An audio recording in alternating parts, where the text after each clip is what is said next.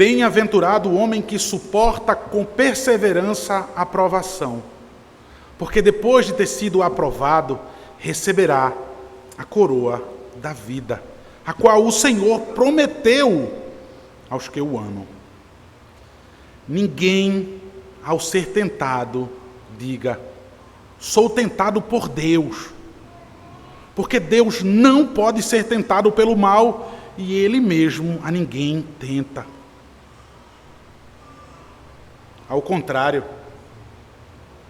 cada um é tentado pela sua própria cobiça, quando esta o atrai e seduz. Então a cobiça, depois de haver concebido, dá à luz o pecado. E o pecado, uma vez consumado, gera a morte. Amém. Oremos ao Senhor. Nós não apenas fechamos nossos olhos, Pai. Não apenas curvamos a nossa fronte, mas o nosso coração por inteiro, Pai. A nossa razão por inteira, curvamos diante do Senhor, da Tua voz. Ilumina, Pai, o nosso coração. Dessas verdades, Pai, absoluta, porque saem da Tua voz, saem do Teu próprio coração. Ilumina os nossos corações daquilo que o Senhor inspirou os homens, com o próprio sopro, Pai, do Senhor, para que esses homens a escrevessem, para que fosse conservado a nós a Tua palavra viva e eficaz.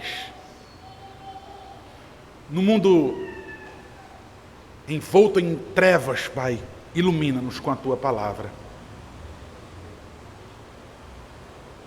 Porque senão iremos permanecer perdidos, Pai. Iremos cair em abismos pós abismos. Morreremos para sempre. Ó Deus, sustenta, aviva a Tua igreja pela Tua palavra, ó Deus. Salva pecadores nessa noite. Suplicamos em nome de Cristo Jesus, para que Teu Espírito, Pai, mova com poder, e assim o Teu nome seja glorificado. Amém.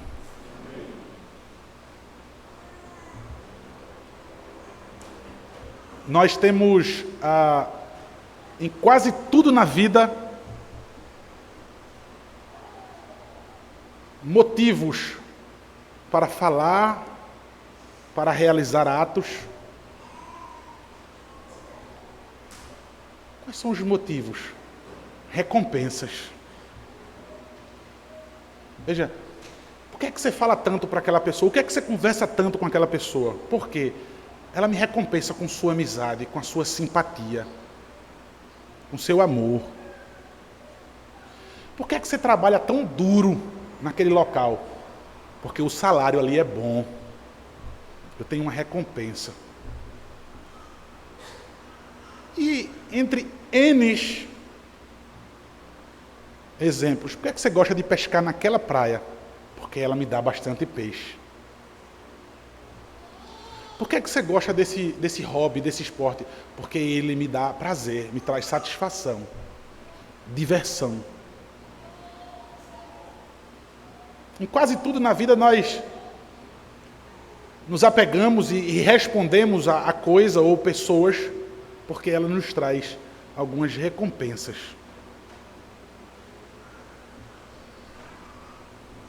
Tiago, ele fala a um povo que conhecia bem o Evangelho da Graça.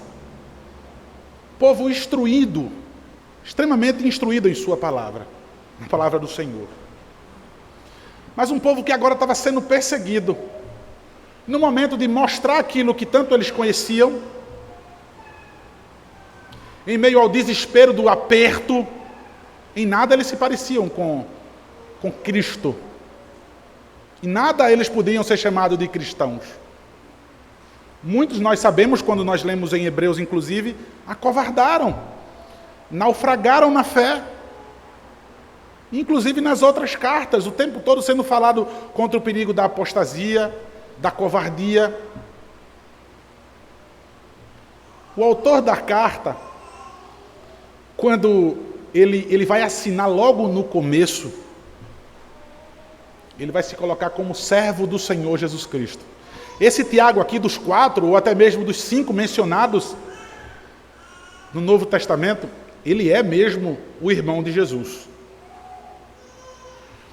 Alguém poderia dizer assim, rapaz, até Paulo, quando colocou essa palavra aqui, servo, ele depois colocou a sua credencial apostólica. Ele botou Paulo, servo do Senhor Jesus Cristo, chamado para ser apóstolo. Paulo estava sendo confrontado, subestimado, ele precisava colocar a sua credencial. Me respeitem que eu sou apóstolo.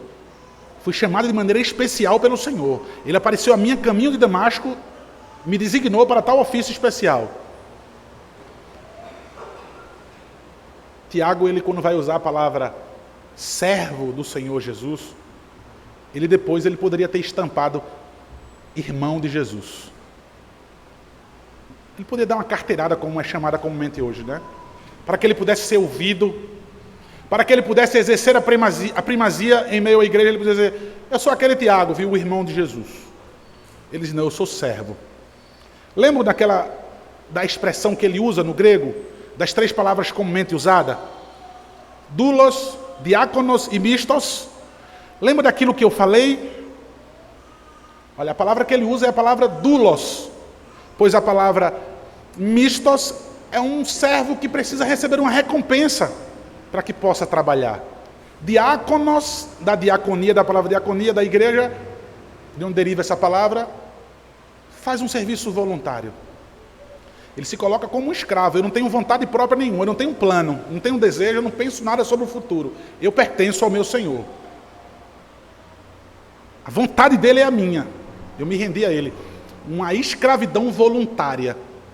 Mas, ou seja, vai muito mais além do que o servo mistos, do que o servo diáconos. Porque observem, irmãos, Tiago, no fundo, ele sabe da recompensa de se permanecer firme ao Senhor Jesus Cristo.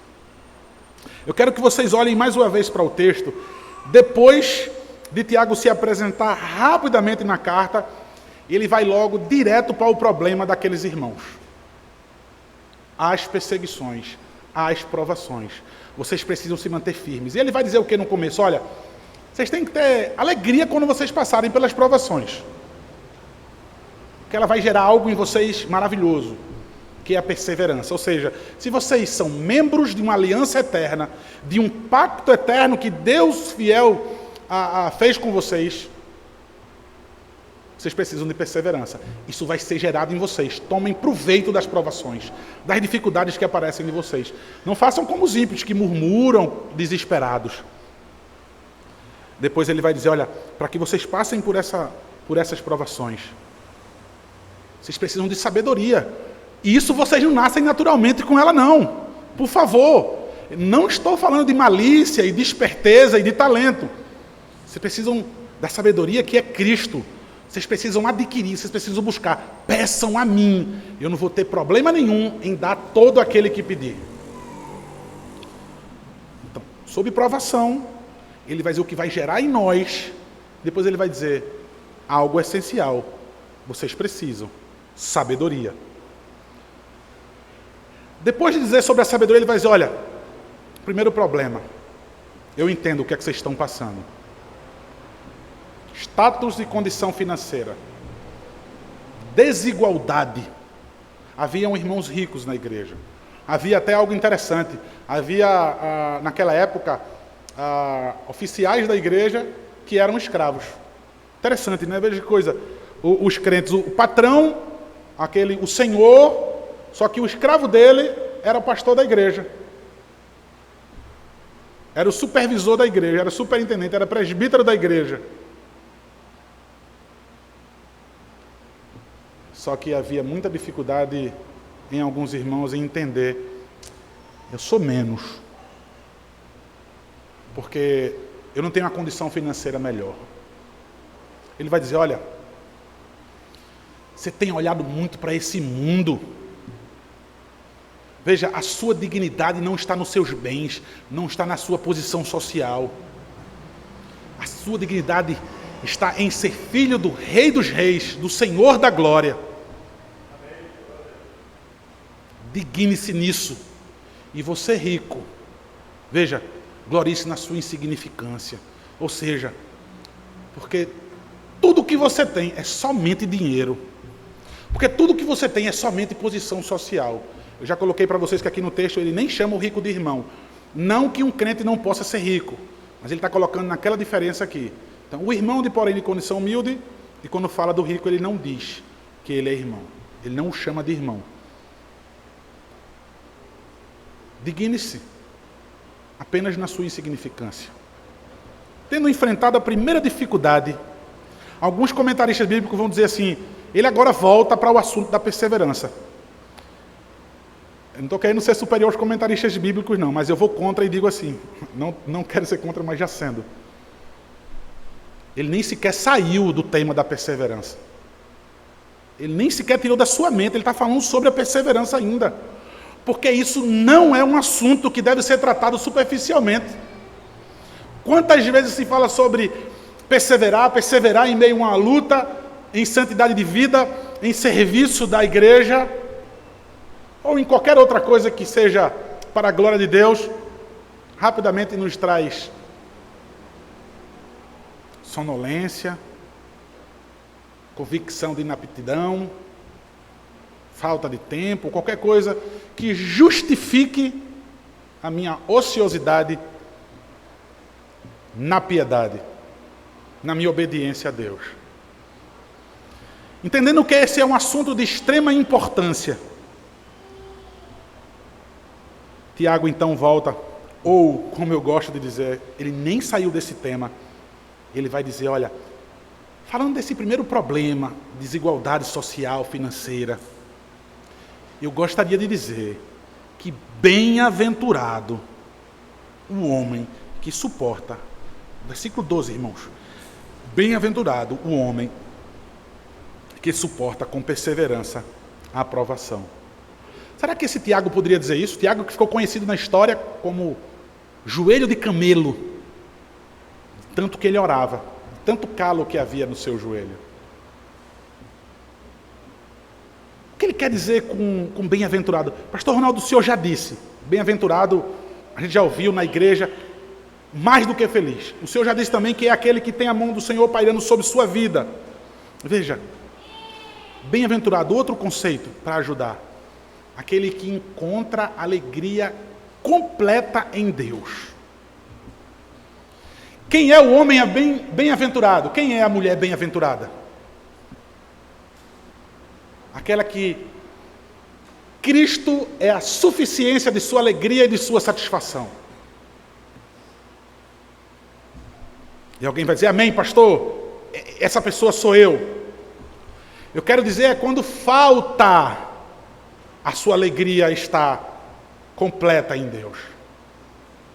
Veja, o que você precisa entender é quando dói, a sua alegria continua sendo completa em Deus. Quando você está fraco, a sua alegria completa está em Deus. Quando você chora e desaba por dentro, quando as circunstâncias em intensidade e quantidade adversa vêm sobre suas vidas sem avisar, a sua alegria, a sua esperança continua em Deus. Bem-aventurado. Esse é um dos conceitos. Veja, queridos irmãos, nós não podemos passar por isso de maneira desapercebida. Bem-aventurado, bem-aventurado, bem-aventurado. Essa palavra só no Novo Testamento ela vai aparecer 50 vezes. Essa expressão é tão corriqueira, se fala tanto dela. Alguém vai dizer, pastor, a mesma expressão que Jesus usa no Sermão do Monte. Irmãos, há uma semelhança quanto ao conteúdo e a forma da carta de Tiago com o Sermão do Monte, pregação de Jesus. Se você for olhar Tiago capítulo 1, versículo 22 e for comparar com Mateus capítulo 7, versículo 21 e 26, você vai ver a semelhança. Ainda, Tiago capítulo 2, versículo 10 comparado com Mateus capítulo 5, versículo 19. Outra semelhança. Tiago capítulo 2, versículo 13, com Mateus capítulo 5, versículo 7. Mais semelhança. Tiago capítulo 3, versículo 18, com Mateus 5, 9.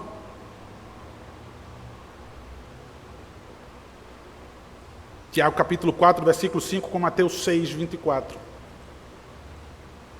Tiago capítulo 4, versículo 12, compare com Mateus 7, versículo 1. Tiago 5, 2, com Mateus 6, 19. Tiago 5, 12, com Mateus 5, versículo 34 e versículo 37. Tá bom, pastor? É para que vocês tenham ideia da semelhança que há. Ou seja, da instrução do próprio Tiago, com as palavras do nosso Senhor Jesus Cristo. Ainda há, irmãos, uma posição semelhante de Tiago com Jesus em relação aos pobres e os ricos. Em Lucas capítulo 6, versículo 24, no capítulo 16, do versículo 19 ao 25, com Tiago capítulo 5, versículo do 1 ao 6. Ou seja, mais provas de uma semelhança bem clara. Tiago recebeu instrução do próprio Senhor Jesus. Outrora foi incrédulo, chegou até a debochar do Senhor Jesus Cristo, mas alcançado pelo Espírito Santo, alcançado pelo próprio Deus, veio a ser crente. E o Senhor assim usou para a sua glória. Bem-aventurado o homem que suporta, o versículo 12, irmãos, de Tiago, capítulo 1.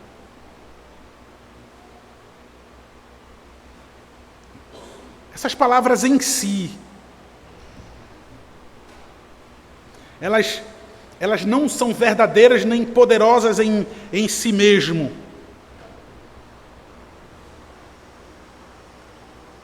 Elas só se tornam verdadeiras e poderosas por meio de Jesus Cristo.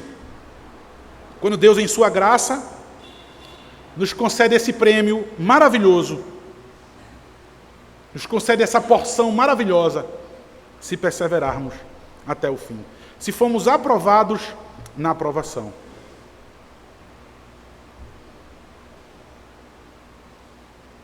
Essa aprovação, queridos, nada mais é do que Deus testando a nossa fé. Veja, pastor, provação. Como é que eu posso definir que isso é uma provação na minha vida? Não é uma tentação. A Bíblia de Genebra, queridos, quando você vai olhar para baixo o comentário bíblico, no versículo 1, no capítulo 1, versículo 13, justamente nesse versículo, ela vai dar uma explicação muito boa sobre a diferença de tentação para aprovação. Vejam, queridos, ser provado é ser testado por Deus, para que eu mesmo tome ciência, para que eu esteja convicto que minha fé é genuína e autêntica, e verdadeira, e todos os sinônimos que eu posso dar. Como é que eu posso saber que eu sou um crente de verdade? Como eu passo pelas provações. É uma das maneiras que você pode entender se você é um crente de fato.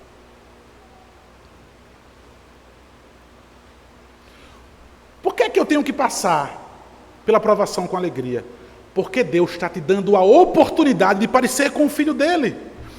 Porque Deus está te dando a oportunidade de você deixar claro para si mesmo de que você é um crente. A maneira como você vai passar pela provação, ela vai te dar uma autenticidade, como se fosse uma credencial. És um crente, um filho de Deus. Ser tentado não, ser provado,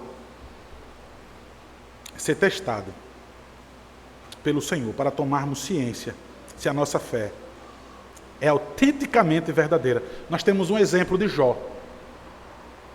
De onde vem Satanás? De rodear a terra e passear por ela. Vistes o meu servo Jó, homem temente, fiel, igual a ele não tem não. Deus permite. Jó é provado. Não pecou contra Deus. O que é que acontece com Jó? Restituiu 2 vezes mais tudo aquilo que na provação ele perdeu. Veja, irmãos, não pense de maneira pobre. Ah, se eu estou perdendo dinheiro agora, amanhã o Senhor vai me tornar rico. Vai, meu irmão, na eternidade dos céus. É muita pobreza você estar pensando aqui, porque Jó ganhou mais casas, ganhou mais filhos, ganhou mais isso e aquilo outro. É muita pobreza sua. Jó está rico agora no céu. Não foi aquilo que ele recebeu 2 vezes mais aqui. A sua riqueza, o seu tesouro que estava guardado, ele usufrui agora, para sempre. Nós temos o exemplo de Jó. E a gente diz assim, que maravilha, né, o exemplo de Jó. Deixa eu dizer uma coisa para você, meu irmão. Se a sua fé, ela não for provada e aprovada, ela não tem valor nenhum.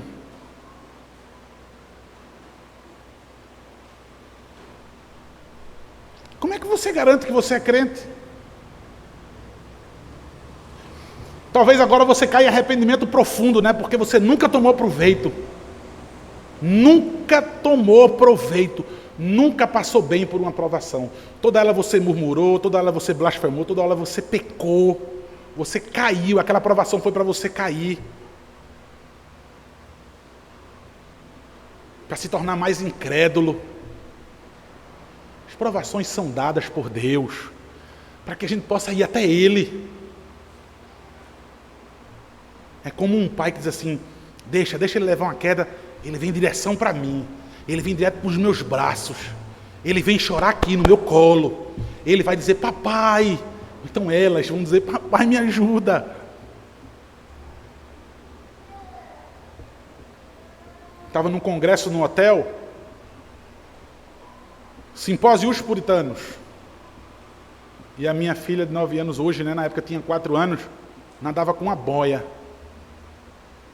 O tempo todo brincando na piscina funda com a boia. Ela foi para a praia com a coleguinha. Então ia brincar na areia da praia, tirou o colete. Papai, vou deixar o colete aqui. Tá bom. E foi para a beira da praia. O hotel na beira da praia, ficaram brincando. Eu estava no quiosque no meio da piscina. Ela volta e tinha esquecido de botar o colete de volta, desatenta, brincando ali. Aí os meus amigos disseram, pastor Cadena, a tua filha não colocou o colete não. Aí eu disse, deixa. Ela veio nadando, quando chegou no meio da piscina, ela se deu conta que estava sem um colete. Ela começou a gritar, papai, papai, socorro, socorro. E o grito era de desespero. O pessoal se levantou e disse, pastor Cadena, eu disse, não, fica aí. Fique aí. Se debatendo, gritando, se você veio até o meio, você sabe nadar. Continua. Pai, pai. Continua, minha mão está aqui. Final da história, resumindo, ela, depois daquele dia não usou mais colete, só mergulhando nas piscinas fundas. Coloquei ela em prova. Ela precisou perseverar para poder aprender, tomar um proveito. O pessoal ficou dizendo, rapaz, que pai mau, a filha se afogando ali, gritando o seu nome no desespero. Na hora do aperto, da provação, meu irmão, grite pelo nome do seu pai. Grite por Deus, pelo Senhor Jesus Cristo. Grite, inclusive, pedindo sabedoria. Se a sua fé não for testada, se você não for provado e aprovado, a sua fé não tem valor nenhum. Pastor, ainda não entendi a diferença que há entre provação e tentação.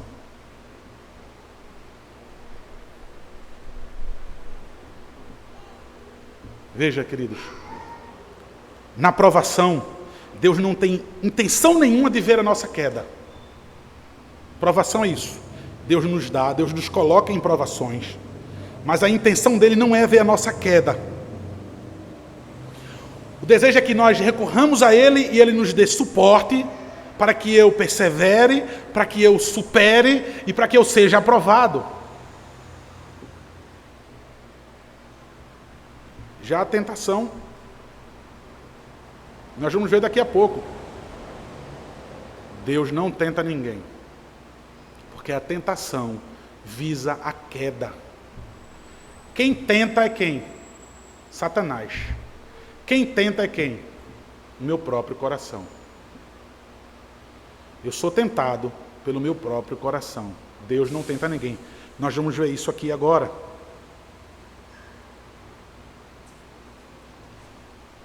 Antes, eu gostaria que vocês abrissem suas Bíblias em 1 Pedro, capítulo 2, 20, para que nós possamos ver a semelhança desse encorajamento.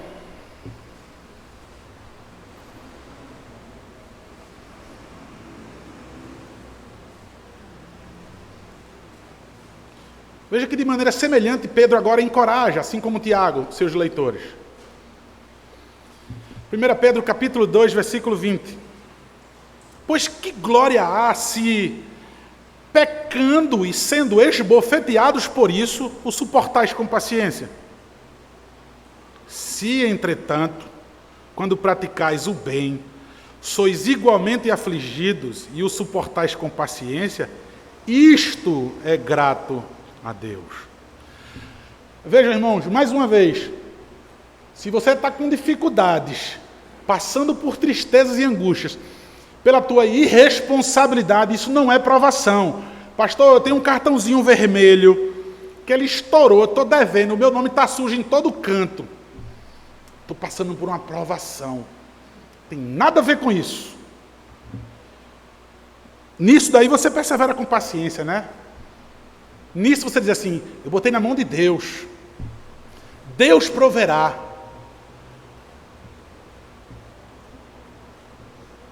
Isso é muito belo, colocar o nome de Deus em meio às consequências das nossas irresponsabilidades, das nossas impiedades. De novo, olha o que Pedro está dizendo. Pois que glória tem, que glória há, se pecando e sendo esbofeteado, sofrendo nessa vida, por causa dos nossos pecados. E a gente suporta isso com paciência. É, meu irmão, é a vida, né? É assim mesmo. Que glória há nisso. Agora, se, entretanto, quando praticais o bem, quando você é um crente de verdade fiel,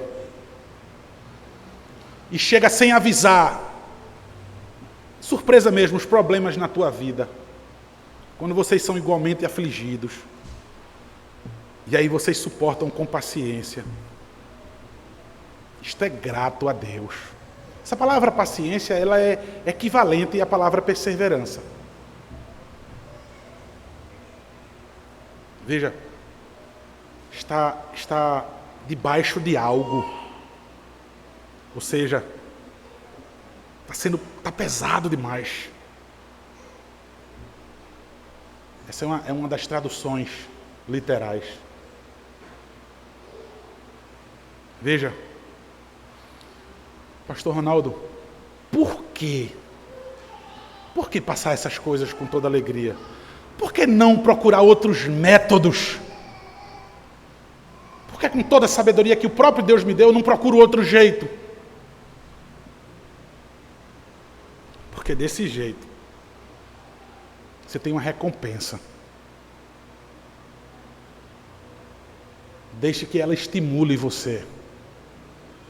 Você vai receber a coroa da vida.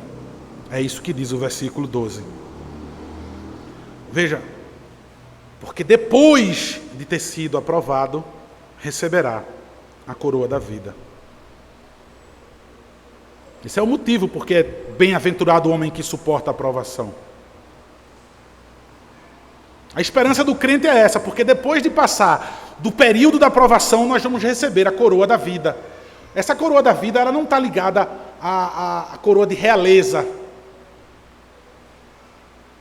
Veja, é um texto como usado em 1 Coríntios, quando Paulo usa aos Coríntios, em sua primeira carta.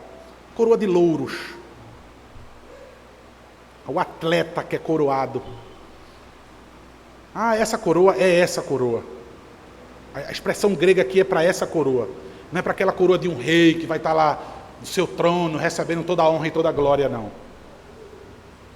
Mas uma coroa de louros para aquele atleta que corria nas Olimpíadas. Observem. É necessário destacar isso.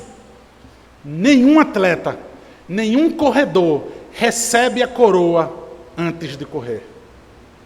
Nenhum. Mais ainda, nenhum atleta recebe coroa se ele perder essa corrida. Absolutamente nenhum. Então observe que ele quer dizer, olha, esse perseverar nas provações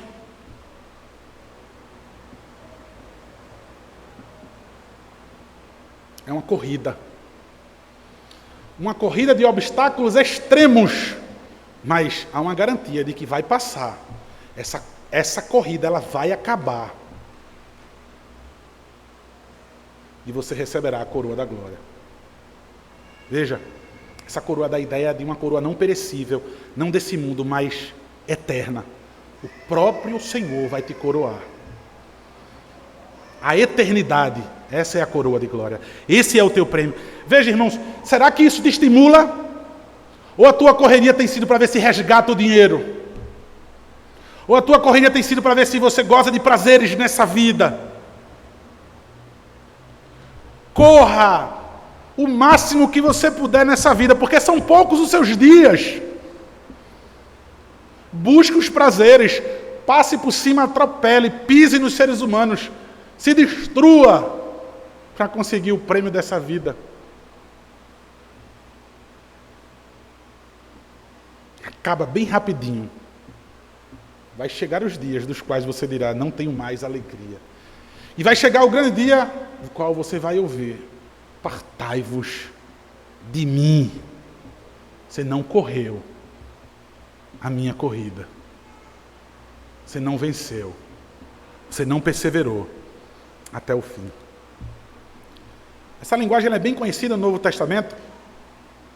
João, ao escrever, inspirado pelo próprio o Senhor Jesus Cristo, ditava, né? E João, na ilha de Patmos, transcrevia ali. A igreja de Esmirna, em Apocalipse capítulo 2, versículo 10, ele usa essa expressão também, coroa da vida. Mas então, irmãos, ele vai dizer, Deus prometeu somente aos que amam a Ele.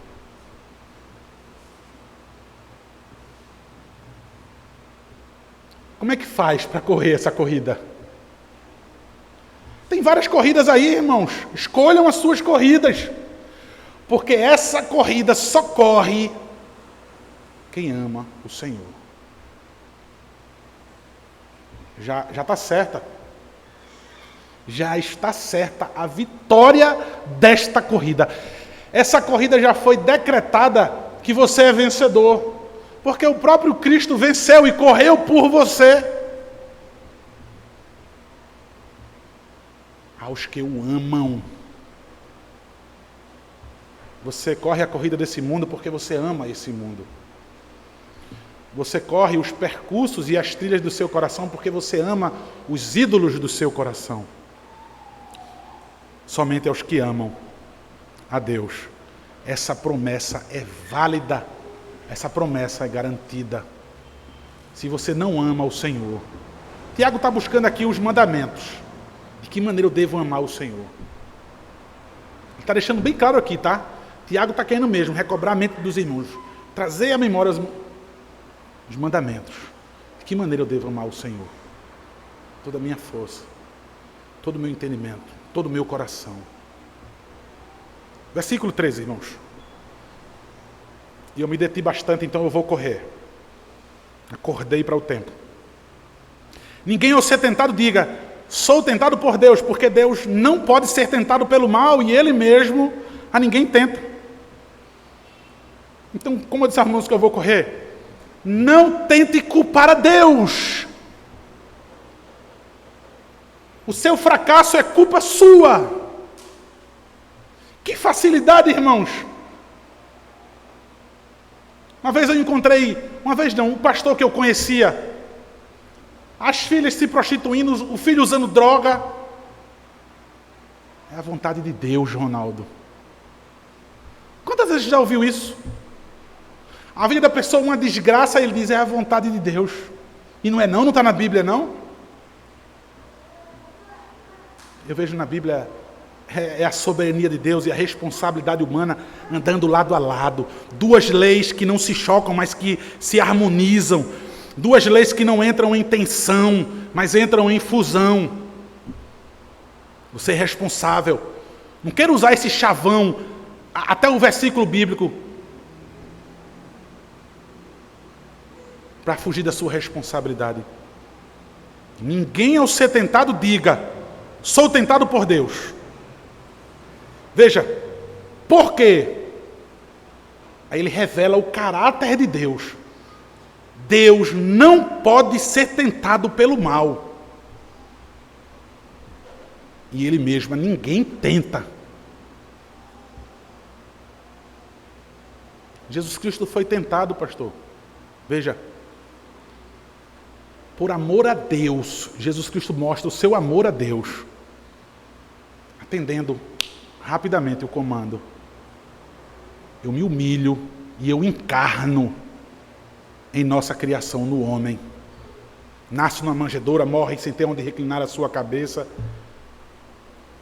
Recebe toda a ira de Deus. Bebe todo o cálice da ira de Deus, até a última gota, para que eu e você não bebamos deste cálice. Ele mostra assim o seu amor. Queridos, o maligno tentou, de maneira externa, Jesus Cristo foi tentado. Satanás o tentou, mas de maneira interna, em absoluto, o Deus perfeito, completamente Deus ali, não foi tentado. Por causa da sua humanidade, Satanás se aproxima e o tenta. Observem, queridos, sendo homem e sendo Deus ao mesmo tempo.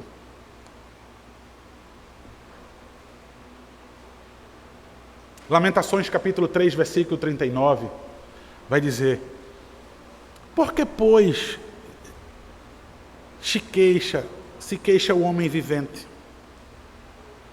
Queixe-se cada um dos seus próprios pecados. Lamentações de Jeremias. Por que é que o homem se queixa? Quer se queixar de alguma coisa? Se queixa da sua rebelião, da sua distância da glória de Deus, da vontade de Deus, dos seus pecados, de fazer a sua própria vontade. Mas é muito fácil, irmãos, atribuir tudo a Deus, dos nossos fracassos, das nossas decepções.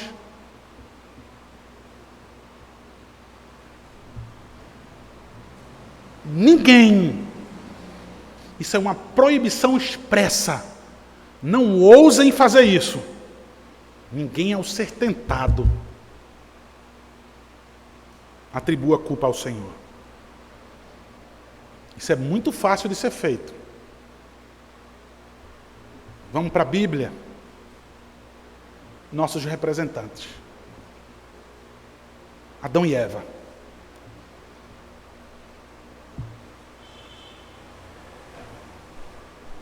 Por que está escondido? Como é que você sabe que está nu?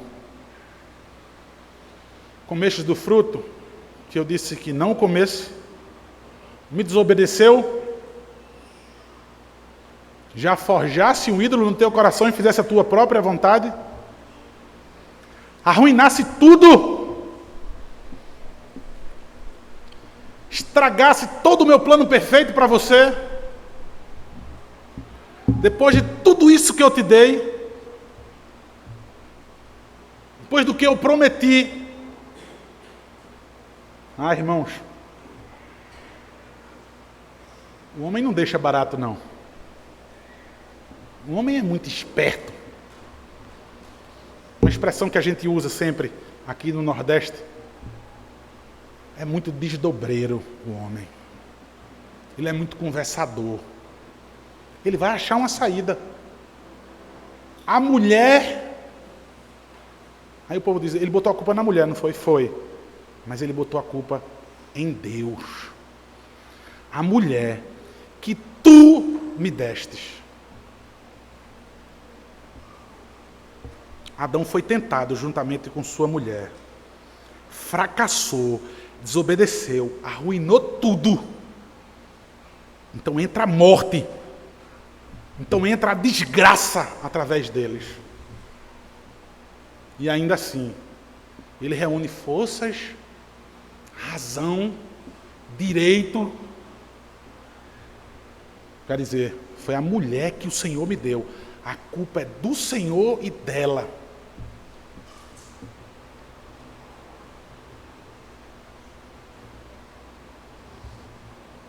Ninguém, ao ser tentado, ouse dizer tal coisa. Deus não tenta ninguém.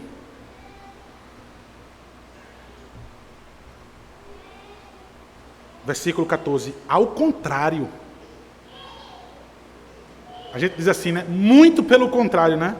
O autor diz, ao contrário. Cada um é tentado pela sua própria cobiça, quando esta o atrai e o seduz. Irmãos, prestem atenção. Atrair, literalmente, no grego, a expressão é arrastar pela força. E seduzir, pastor? Seduzir é uma atração, mas é exercida por uma isca. Veja, atrair é arrastar pela força. E seduzir é atrair, mas é uma atração exercida por uma isca. Esses dois termos, usados na gramática grega, usados metaforicamente, eles são usados sempre para descrever pelo menos duas coisas. Ou um professor convincente, aquele com seus engoldos que consegue enganar as pessoas, aqueles pastores polidos, que falam bonito, falam nordestinos que falam com gírias, ou com sotaque, bonito.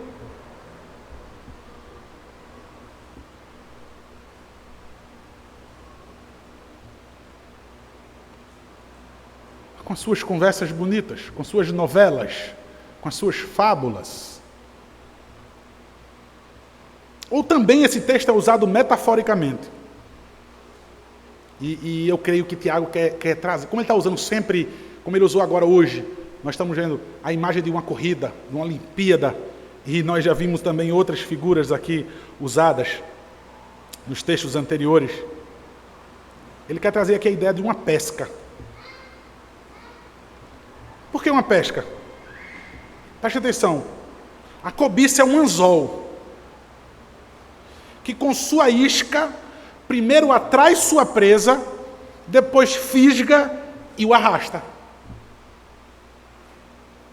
Parece que o que ele tem na mente é isso, é uma pescaria. Os irmãos sabem que eu já morei numa ilha. Eu peguei peixes, peguei lagostas, eu mesmo pegando polvo, todo tipo não, mas muito tipo de animal aquático. E meu sonho era pegar um tubarão. E aí a gente fazia o engoldo, que pegar a cabeça de peixe, algum peixe bate numa lata, o sangue, e a gente jogava no mar assim, de cima da pedra. E aí começava a vir uns tubarões, e a gente olhando de cima. Eu chegava até a meter pedra no tubarão com raiva, que eu não conseguia pegá-los. E aí eu lembro que a gente jogava o anzol. A fisgada do tubarão é diferente dos outros peixes. Os pescadores, quando vão pescar naquela linha de mão, tem que esticar muito a linha, porque qualquer outro peixe ele puxa com tanta velocidade que às vezes ele chicoteia teu braço, fica a marca aqui, às vezes corta. Já o tubarão e a raia, né, que é um parente próximo do tubarão, a fisgada dele, ele puxa lentamente, mas com uma intensidade, apesar de ser lenta, ela estoura rapidamente a linha. Então, todas as vezes que a gente sentia aquele puxão, eu me alegrava e eu peguei um, e todo mundo olhava, rapidamente, ele ia embora. A gente colocava algo chamado um pate de aço, pegava um arame e colocava um pouco distante, para quando ele mordesse, não mordesse o nylon. Não tinha jeito. Aqueles tubarões, os quais eu tentei, os quais eu tentei. Eles resistiram e escaparam com vida. Eu lembro de um que já tinha um tempo que eu estava trabalhando, disse, eu vou trazer, vai ser o meu primeiro. Ele saltou, deu um pulo muito bonito, girou no ar e quando caiu já foi aquela linha bem... A maior tristeza e decepção é aquela linha leve. Aí eu volto para casa mais uma vez. Eu tentei aquele animal, ele resistiu e saiu vitorioso. Saiu com vida.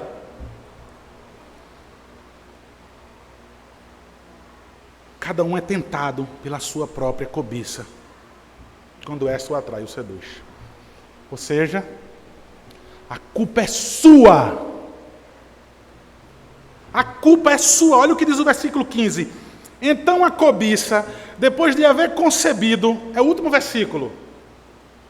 Então a cobiça, depois de haver concebido, dá à luz o pecado. E o pecado, uma vez consumado, gera a morte.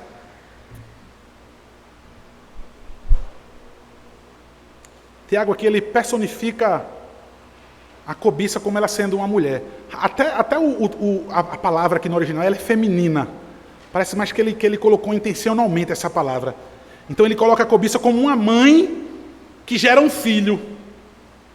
Uma mãe ela vai na maternidade, ou a parteira vai lá e arranca dela um filho. Quem é esse seu filho?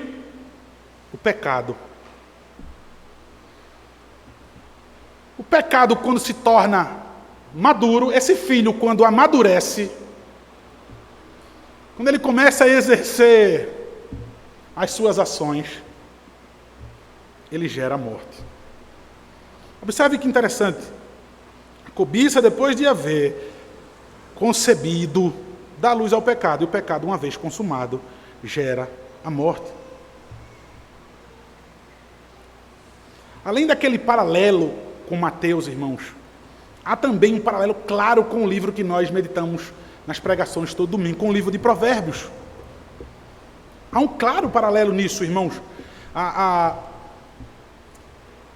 Provérbios, do capítulo 5 ao capítulo 9, ele vai tratar da morte como uma mulher adúltera, como uma prostituta que seduz e leva os homens até a morte. Tiago, no versículo 5 desse capítulo 1, ele mencionou a sabedoria. Precisamos de sabedoria. No versículo 12, então, ele fala da vida. E agora, no versículo 15, ele fala da morte. Exatamente a linguagem de Provérbios. Da linguagem sapiensal, da linguagem de sabedoria. Veja, se você se entrega à cobiça, veja, você morre.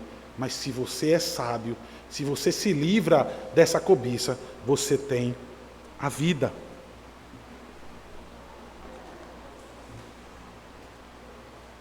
Queridos irmãos,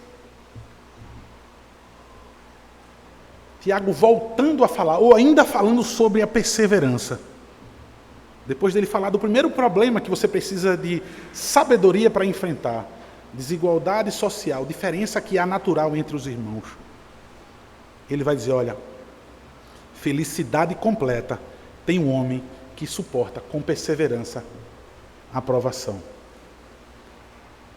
Nós precisávamos, então, naqueles primeiros versículos, de um estímulo. Nós precisávamos, então, de uma recompensa. Me deixa mais claro, Tiago, por que é que eu preciso usar esse meio? Por que é que eu preciso usar apenas essa única alternativa?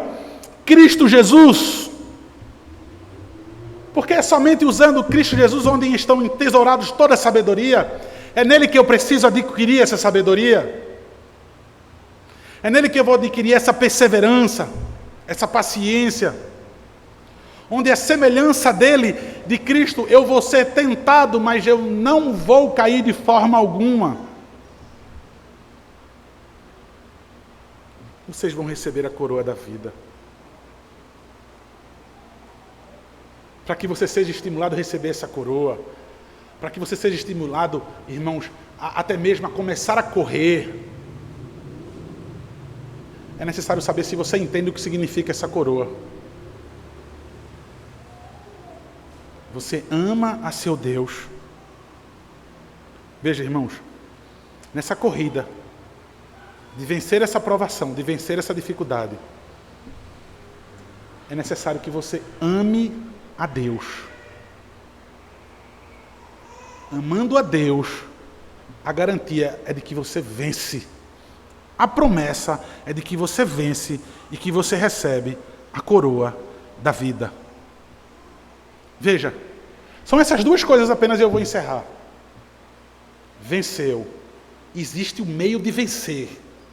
Existe uma recompensa para quem corre essa corrida cheia de obstáculos, as provações da vida. E é tão bom correr ela, porque há uma garantia de vitória dada em Deus àqueles que amam a Deus. Veja, há a vitória aos que amam a Deus, prometida. Só isso, irmãos. É inevitável também eu dizer a vocês que nessa corrida existe o fracasso. Muitos já desistiram. Talvez nessa noite alguns pensam em desistir, procuram motivos e obstáculos para não mais continuar correndo.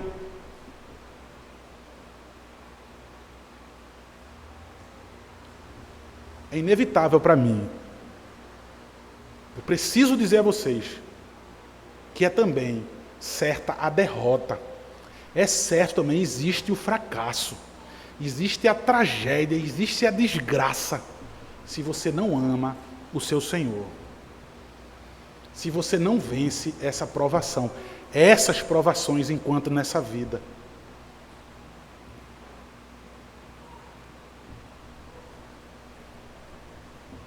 Veja, irmãos. Vitória garantida, fracasso garantido e a última coisa, você é o único culpado do seu fracasso. Não as circunstâncias, não Deus, não pessoas. Ah, foi porque eu me decepcionei com tal pessoa. Foi porque eu me decepcionei com a igreja. Eu me decepcionei com isso e com aquilo outro. Me decepcionei com Deus. Veja.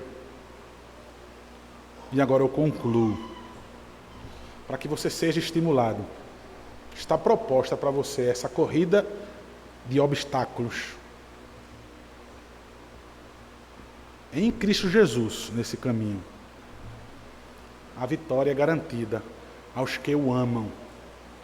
Aos que não perseveram porque não amam a Deus, mas trilham os seus próprios caminhos e não os caminhos, e não o caminho que é o Senhor Jesus. Há um fracasso, há uma tragédia, há uma derrota, há uma desgraça, onde a culpa é somente sua. A vitória, toda a glória é a Deus, é Ele quem nos dá a coroa. A glória, a nossa vitória, a glória é dada ao Senhor. É Ele que nos dá a coroa da vida. A derrota, a culpa é minha. Nessa noite, meu irmão, a pergunta que eu faço é: qual desses dois caminhos você vai correr?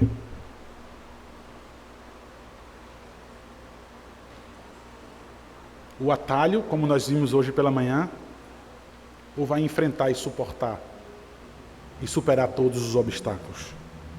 Que assim o Senhor seja glorificado na sua vida, meu irmão. Em nome de Jesus. Amém.